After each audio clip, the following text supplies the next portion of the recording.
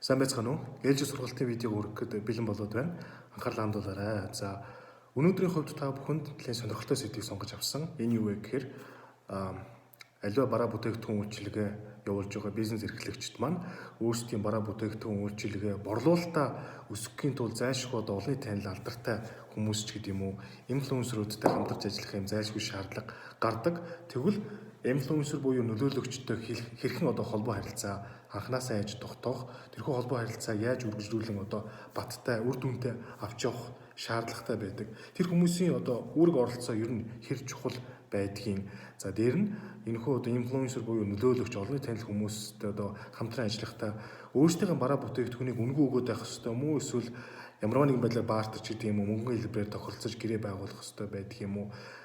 Энэ тал дээр та бүхэнд бас зөвлөгөө мэдээлэл өгнө. За дээр нь яг бодит кейс дээр суурлаж энэхүү сургалтын видеого бэлдсэн байгаа. За бүр тухайлбал тодруулж хэлэх юм бол спорт сонирхогчид бол маш сайн мэднэ. Under Armour гэдэг Америкийн нэгдсэн улсын алдартай спортын хувцас, за ялангуяа голчлон пүүз үйлдвэрлэлээр бол их алдартай фирм байдаг. Энэхүү фирмийн гүйцэтгэх захирал Kevin Plank яаж анх олонний танил хүмүүстэй холбоо харилцаа тогтоосон. Тэртээ маш тийм том өрсөлдөгч ихтэй хүчирхэг томоохон өрсөлдөгчтэй спорт хувцас пүүзний зах зээл дээр анх хүч төрөн гарч ирэхийн тулд олонний танил хүмүүсийг хэрхэн яаж ашигласан талаар бодит практик жишээ кейсээс харж бид нар үлгэр дуурайл авах байгаа. Ингээд видеонд анхаарлаа хандуулаарай. За сургалтаа эхлэхэд бэлэн боллоо. За сэдв түрүү хэлсэнчлэн олонний танил хүмүүсийг сурчлагаандаа хэрхэн ашиглах, яаж зохицуултыг хийх ёстой байдг юм бэ? За энэ сургалтын текст PowerPoint-ийг миний өөрөөр бэлтгэсэн. За стартап фирмын гүйцэтгэх захирлаар ажилладаг. Хэрвээ та бүхэн бизнестэй холбоотой болон олон нийтийн харилцаатай, маркетинг менежменттэй холбоотой сонирхолтой зөвлөгөө, мэдээлэл, аливаа нэг орчуулгын талаар тодруулах гэдэг юм уу, тусламж дэмжлэг хэрвээ авахыг хүсвэл энэхүү имэйл хаягаар та бүхэн бас холбогдоод надтай бас өөрийнхөө өсөлтийг бол гаргаж олно. За өнөөдрийн танилцуулж байгаа энэхүү сургалтын видео маань үндсэн дараах хэсгүүдээс бүрдэж байна. PowerPoint маань зорилго үндсэн хэсэг дүгнэлт ашигласан материал. За зорилго юу вэ юм гэхээр ер нь Монгол улсад Улаанбаатар хотод манад бизнесийн үйл ажиллагаа явуулж байгаа аливаа компаниуд, за ялангуяа гарааны бизнесийн жижиг дунд бизнес эрхлэгчид маань өөрийнхөө брендийг дараачийн түвшинд хүргэх, бизнесийн үйл ажиллагааг өргөжүүлэлт хийхийн тулд тодорхой хэмжээнд олонний танил хүмүүсийг маркетингийн сурчлагаанд ашиглах шаардлага гарч байгаа. Тэгвэл олонний танил хүмүүсийг маркетингийн сурчлагаанд хэрхэн ашиглах тухай Америкийн нэгдсэн улсын алдарт Under Armour брендийн бодит туршлагыг хэдүүлээ хамтдаа судлаа гэж зорьсон байгаа. Тэгэхээр энэхүү компани хэрэгжүүлсэн энэ практик туршлага нь хэр амжилтанд хүрсэн бэ гэдгийг энэ видеоны төгсгөл хэдүүлээ бас өөрсдийнхөө ойлголтыг авчихсан байх болно. За юун түрүүнд Kevin Plank гэж хин юм бэ? Kevin Plank бол Америкийн нэгдсэн улсын Under Armour компани гүйцэтгэх захирал, үүсгэн байгуулагч, үндэслэгч байгаа. Тэрээр түүний амьдрал Америк хөл бөмбөгтэй салшгүй холбоотой. Америкийн нэгдсэн улсын ахлах сургууль болон коллежийн төвшөнд Америк хөл бөмбөг тоглодог нэгэн байсан учраас ер нь л бага залуугаас спортод илэгтэй, спортод илгэмсэг нэгэн байсан. Энэ нь өөрөө спортын ийм алдартай брэнд үүсгэн байгуулахад нь тодорхой хэмжээгээр нөлөөлсөн ойлгомжтой. За өнөөдрийн байдлаар спортын ертөнцийн хамгийн эрэлттэй онцгой шилдэг одууд, олонний танил одууд Kevin Plank-ийн удирддаг Under Armour компанитай бол гэрээ байгуулж байна. Under Armour гэж юу вэ? Америкийн нэгдсэн улсын спорт хувцас хэрэглэлийн шилдэг брэндүүдийн нэг. За 20 гаруй жилийн түүхтэй боловч ашиг орлогоороо Америкийн нэгдсэн улсад төдийгүй олон улсад дээгүүрч өгсөн. Салбар өөр аюул том. Adidas, Reebok, Nike. За маш олон ийм томоохон брэндүүд байдаг байгаа. Спорт хувцас үйлдвэрлэгч, эдгээр спорт хувцас үйлдвэрлэгчд энэ тэнцвэрхэн өрсөлдөөнийг үүсгэж чадаж байгаа Under Armour брэнд өөрөө бас их Америкчүүдийн төдийгүй олон улсын томоохон улс орнуудын ард иргэдийн дуртай юм нэр төрлийн спорт хувцас үйлдвэрлэж болж хүрч чадаад байгаа. За өнөөдрийн байдлаар Standard & Poor's буюу SP500 индекс Америкийн хувьцааны зах зээлдэг шилдэг 500 компани нэг аль хэдийн болж чадаад байна. За тус компани нь дэлхийн 20 гаруй улсад салбар офстой 13,500 орчим ажилтнтай ийм том компани байгаа. За компани үйл ажиллагаа хэрхэн эхэлвэ? Мэдээж гарааны бизнесээс л эхэлсэн байж таараа. Кевин Планк дөнгөж 23 настай байхдаа коллежид төгсөхдөө анх Under Armour брендийг санаачилсан. Тухайн үеэр коллежийн сагсан бөмбөг тоглодог байхад түүнд ямар асуудал тулгардаг байсан бэ гэхээр Америкт бөмбөг тоглоход хувцас хэрэглэн тохиромжгүй маш амархан хөлсөнд нордог зэрэг байдал нь тамирчны хувьд түүнд илүү өөрчлөлт шинжилэлт бид наалддаггүй тийм спортлог хувцас хэрэглэл шаардлагатай байна гэдэг ийм ойлголтыг төрүүлсэн. Ерөөсөө эрэлтэнд тулгуурласан шинэ бүтээгдэхүүний санаа байсан гэж хэлж болно. За мэдээж Кевин Планк спортоор хичээлдэг байсан органик нетворкинг бий болоход нөлөөлсөн. Бизнесээ хэрхэн яаж өргөжүүлэн дэлгэх төлөвлөгөөгөө боловсруулах үед NFL буюу National Football League-ийн лиг дэх танил талын сүлжээний стратегийн хамгийн чухал хэсэг нь байсан. Гэхдээ зүгээр тоглогчдыг зүс таньдаг мэддэг байлаа гэдээ одуудын ертөнцид шууд нэвтрэл ах トゥ найз нөхөдчгөн чөлөөтэй холбогддог гэсэн үг бас биш юм. Анх албан бус байдлаар амд амьдсан хэлбэрээр брендээ бий болгох стратеги байсан бол аяанда Under Armour брэнд нь төлөвлөгөөнд суурилсан маркетингийн бодлого төлөвлөгөөтэй PR департаментууд хилтэцтэй ийм том компани болж өөрчлөгдсөн. Мэдээж олон сая долларын эргэлттэй хөрөнгө оруулалтын өгөөжтэй маш анхааралтай хандах ёстой, харилцан тохиролцлоо өндөр түвшинд байлгах ийм том бизнес болж хувирсан байдаг. За шинэ бизнест олонний танил хүмүүсийг ашиглах маш чухал гэдгийг бид бүхэн мэдж байгаа. Бизнесээ шинээр эхлүүлж байгаа хүмүүсийн асуудал хамгийн ихээр тулгамддаг. Энд дээр нэг асуулт гарч ирж байгаа юм л да. Олонний танил хүмүүстэй яаж хамтарч ажиллах юм? Үнгүй бэлэг өгөөл, бараа бүтээгдэхүүн өгөөд бэлгэлээд авах уу? За тэгээд дараа нь тэр олон бэлэг өгсөн тэр өртөг зардлаа хэрхэн яаж нөхөх юм бэ гэдгийг эхнээсээ сайтар тооцоолох хэрэгтэй. Ингэж тооцоолоогүй зарим жижиг дундийнхан буюу бизнес эрхлэгчид маань хэн нэгэн олон танил хүнтэй шууд хамтарч ажиллаад бараа бүтээгдэхүүнээрээ хамтарч ивент тгээд бартардаад эцэсүүлдээ гарсан зардлаа бол орлогоороо нөхөж чаддаггүй байгаа. Ашиггүй бизнес болж өрдөг гэсэн үг. За тэгвэл Under Armour яасан юм бэ? Under Armour-ийн CEO Кевин Планк нь асуудлыг яаж шийдсэн бол. За 1996 онд одоогийнх шиг нийгмийн харилцааны сайтууд болох Facebook, Twitter, за Instagram, TikTok зэрэг аппликейшн байсан. Ийм болохоор илүү амд амьдсан бодит амьд маркетингийг Кевин Планк ашигласан байдаг. Хуучин хамт тоглож байсан. Одоо мэргэжлийн түвшинд тоглож байгаа эрдэнэ андуудтайгаа утсаар холбогдсон байна. За хамгийн гол нь хэрхэн яаж холбогдох нь стратеги гэсэн. Зүгээр л холбогдчихдаг юм бас биш юм байна. За ингээд яаж холбогдсон талаар илүү ойлгомжтой байдлаар үзүүлэхийн тулд ийм бяцхан энэ зүйлийг ашигласан. За Кевин Планк нөгөө өмнө нь коллежийн төвшөнд нэг баг тоглодог байсан. За аяанда мэргэжлийн төвшөнд буюу дээд лигт NFL-ийн лиг тоглож байгаа энэ том олон сая долларын цалинтай тамирчтай хуцаар холбогдоод ингэ санал тавьсан байл. Надад нэг сонирхолтой гоё бүтээгдэхүүн байна. За бас миний ажиллаж байгаа нэг компани том дайжгүй компани шүү. Хөшөө чинийг сонирхоод үзээч гэдэг. Хуцаар ярьж байгаа. Тэгээ нөгөө алдартай тамирчид хариу өгнө л дөө. Мэдээж нэг дуртай ч бас биш, дургуйч бас биш. Сонирхоод үзэж болох юм. Хариуд нь Кевин Планк заавал ингэж хэлдэг. Юу гэж би чамд хэдэн ширхгийг явуулъя зүгээр л бэлэг шүү. Үнгүй. Чам таалагдвал явуулсан тэр Америк бөмбөг тоглохдоо өмсдөг номертой өмсгөлийнхаа дотор өмсдөг тэр хувцсыг өөрөө өмсч болно. Аль эсвэл багийнхаа андуудад өгчихгүй юу гэж Кевин Планк хэлсэн.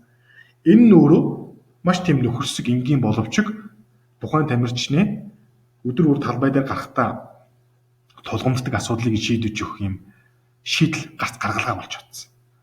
Энэ амд амьдсан маркетинг өөрөө газар авсаар өөрийн танил хідэн тамирчин байсан бол нөгөө тамирчид цааш нь дамжуулаад багийнхаа тамирчид улмаар лигийн хид хідэн багууд Under Armour юм спорт хувцсыг өмсдөг болсон байна.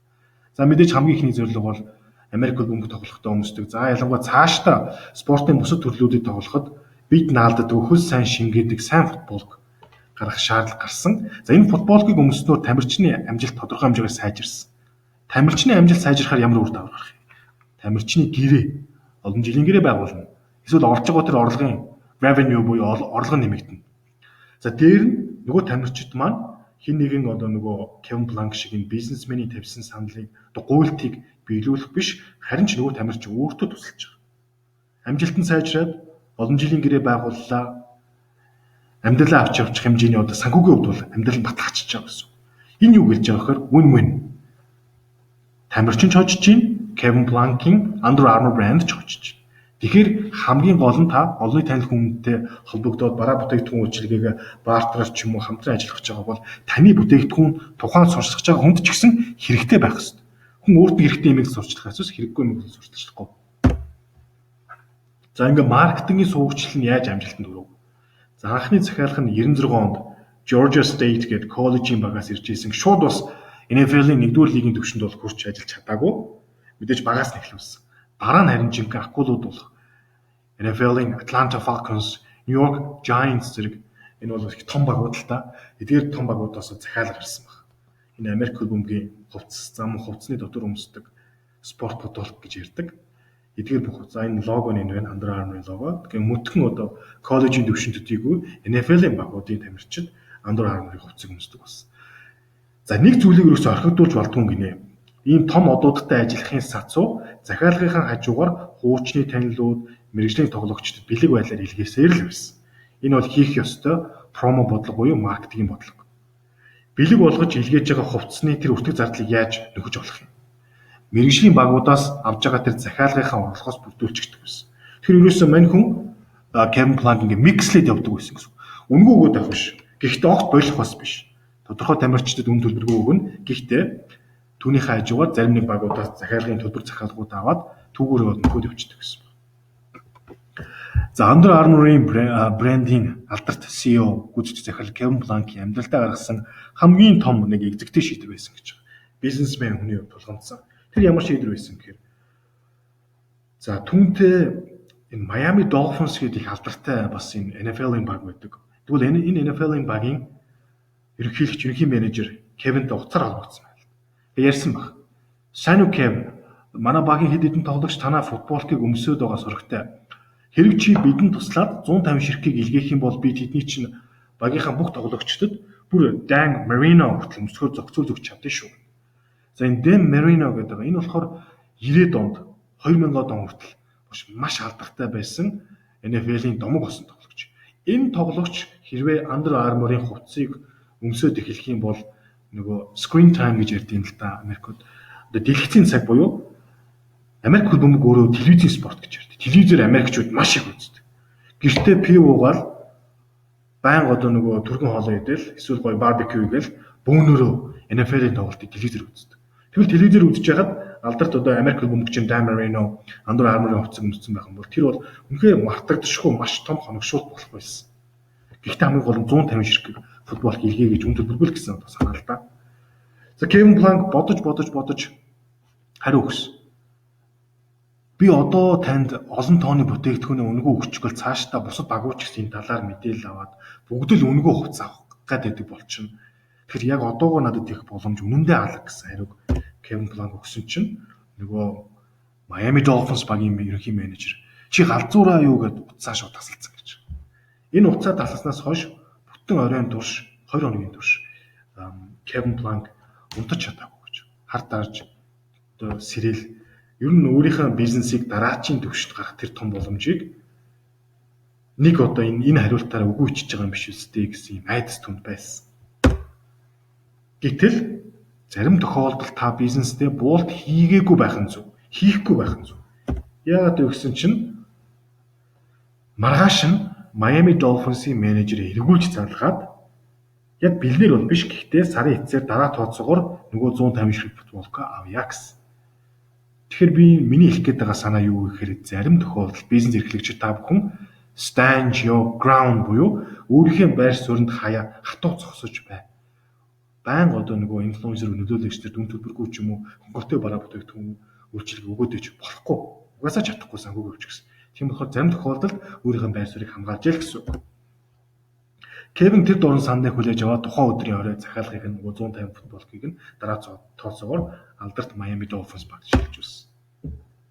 За ингээд ерөөсөө л анх Америк хөлбөмбөгийн тамирчдын хувцсаар эхэлсэн Under Armour брэнд маань улам өргөжинд хилээд спортын пүүз, бусад өстой спорт хэрэглэл хувцснуудын салбар руу орсон. За эхэндээ зөвхөн бэлэг байдлаар одуудтай харилцаа тогтоож бүтээгдэхүүнээс орчуулах нь үр дүнтэй байсан бол аяндаа спортын хөгжил, нийгмийн харилцааны сайтууд, одоо салбарын өсөн дэвжилтийн ирэхээр томоохон одоо үнийн дүнтэй, мөнгөн дүнтэй үнийн гэрээнүүдийг энэ алдартай тамирчтай байгуулах зүйн ёсны шаардлага гарсан. Зүгээр л бараа бүтээгдэхүүн үйлчлэгийг аваад сурчлагыг чинь хийгээд байхад бол хангалтгүй олон сая долларын жилийн 5 жилийн 10 жилийн гэрээ хийж үз танаа бараа бүтээгдэхүүн сурталчилдаг болсон. За яг ингээд сурчлагын гэрээнүүд хийгээд явж хахад түнд бас тулгамжаас асуудал байсан л та. Тухайн цаг үед 1990-ад онд бейсболын хаан гэгддэг байсан Barry Bonds гэдэг алдартай тамирчин байсан. Сүүлд яг сэргээ шинэрэг толбогдсон. Тэр Under Armour-ийн брендийн хувцсанд их дуртай байсан. Тэгээ Under Armour брендийн зүгээс түүнийг сонсоод Barry Bonds сурчлагын зураг авахулах санал тавьсан. Гэвч тэр зөвшөөрсөн ч гэсэн яг зураг авахулахын өмнө гинт байр сууриасаа буцаад нэг зураг болгондоо $5,000 нэгсэн гэж. Barry Bonds маш том од байсан. Хамтарч ажиллахын зүйтэй. Тэгэхээр Kevin Plank яав? Ингэхдээ Kevin Plank $5,000 бэлнээр биш. За энэ үнийн дүнд нийт хувц хэрэглээг бартерын байдлаар Barry Bonds хувцсыг чинь манай Under Armour брэнд нийлүүлье гэсэн санал тавиад амжилттай болсон байна. За энэ хувьцаа юу болж байна гэсэн асуулт байна. Энэ асуултын хариулт нь дараагийн слайдн дээр тодорхой болно. Зургаас та бүхэн харж байгаа Америк улбомгийн алдар тамирчин одоо домог штэ амьд домог 40 гаруй настай Tom Brady. За Tom Brady бол Under Armour-ын гол нүүр царай гэж хэлж болдог. Америкийн хамгийн баян тамирчин тооцогддог. Тэгэд Tom Brady-г яагаад Kevin Plank үнэлдэг? Асар их үнэлдэг вэ гэхээр Tom Brady Under Armour-ын хувцсыг өмсөж тоглодог энэ компани ambassador буюу нүүр царай илч төлөөлөгч болохоос гадна компанийнхаа хувьцаа руу компанийнхаа санхүүгийн байдалд байнга санаа зовдог. Зүгээр л ингээд нүдэн болоо чихэнд үлэг компани одоо бараа бүтээдэг хувьцыг сурчлаад байдгүй. Үе Kevin Plank руу утсаа залгаа Facebook-ээр бичээд за хувьцаа юу болж байна? Би л нэмээд хувьцаа авлаа шүү гэд Under Armour-ийн CEO-той байнга ярьдаг гэж. Ирэл Kevin Plank-ийн өсдөг амжилттай өөрийгөө холбоод компани амжилттай өөрийгөө холбодог. Тэгээ компани амжилтын талаар анхаарал тавьж чаддаг тамирчид бүр илүү үнцэнтэй байдаг гэж Kevin Plank үздэг. Тэгээ энэ дээр юу гэж бас хэлэх гээд байна гэхээр манай бизнес эрхлэгчид хин нэгэн олонний танил хүнтэй хамтарч ажиллаж байгаа тохиолдолд тухайн олонний танил алдартай хүнд таны бараа бүтээгдэхүүн үйлчилгээ хэрэгтэй байхаас гадна тухайн одоо тамирчин таны одоо явуулж байгаа бизнесийн одоо тэр нэг амжилт уналт босолтод анхаарал хандуулдаг байх шаардлагатай. Kevin Plank 2010 онд амлалт гаргаж ирсэн л да. Сагсан мөнгөний пүүзийг гүйлэрж эхлээд ойрын 4-5 жилийн дотор манай бүтээгдэхүүн өмсдөг тамирчид NBA буюу Хойд Америкийн авраг лигийн авраг олно гэж амлаж ирсэн. Гэтэл энэ амлалт үнэхээр биелэгдсэн. 2015 онд Golden State Warriors багийн Steph Curry, Klay Thompson, Draymond Green нарын бүрэлдэхүүнтэй хүчрэг бүрэлдэхүүнтэй Golden State Warriors баг тухайн жилд авраг болсноор Kevin Plank-ийн амлалт маш зоримог амлалт биелж ирсэн. За ер нь одоо спорт хөгжил хаашаа явж байгаа. Нийгмийн харилцааны сайтууд бий болсноор бүтээгдэхүүн үйлчилгээний талаар илүү их хэлж ярих боломжтой болсон. Тамирчид маш ихээр Twitter дээр байрладаг болсон. Тийм болохоор маркетингийн хэлтсэн нийгмийн харилцааны сайтын мэргэжлүүдийн бүрэлдэхүүнтэй ажиллах шаардлагатай. Энэ ч үднээс Under Armour ингэж ажилладаг. Under Armour-ын маркетингийн мэргэжлүүд нь хэвчлэн 25 настай 2 жил орчмын ажлын туршлагатай байдаг боловч өөрийнхөө салбарын талаар маш их мэдлэгтэй. Бага залуугаас л сошиал сурчлагын тал дээр мэргэжсэн хүмүүс байдаг. За өнөөдөр Under Armour-тай гэрээтэй спортын супер том одууд гэх юм бол Golden State Warriors-ийн Steph Curry, The Rock нэрээр алдарсан мэргэжлийн бүхийн за мөн Холливуудын алдарч жүжигчин Dwayne Johnson, түрүүнээр дуудаад өнгөрсөн Tom Brady, Америк улбомгийн алдар тамирчин.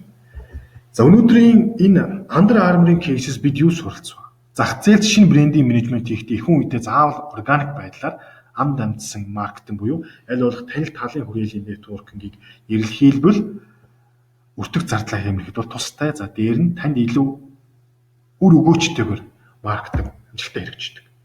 За сурчлагын тоглуулах олонний танил хүмүүст бараа бүтээгдэхүүний бэлгэлэхдээ та харамж өгж болохгүй, гараа татаад байж болохгүй.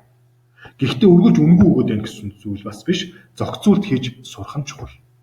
Спорт гэдэг маань бизнес цар хүрээгээ тэлж байгаа учраас шинэ одуудтай тогтмол холбогдож хамтран ажиллах нь зүгээр л нэг олонний танил хүнтэй хамтарч ажиллаад санаа амарчиж болохгүй. Байнга шинийг эрэлхийлж ийж хүмүүс дагж байгаа, хүмүүс үгийг сонсож байгаа экспертүүд, мэргэжлүүд, тамирчид, дуучид хэн байна? Инфлюенсер буюу нөлөөлөлт тэднийг байнга судалж явах хэрэгтэй. Ингэж л таны брэнд маш амжилттай болшин тогтно.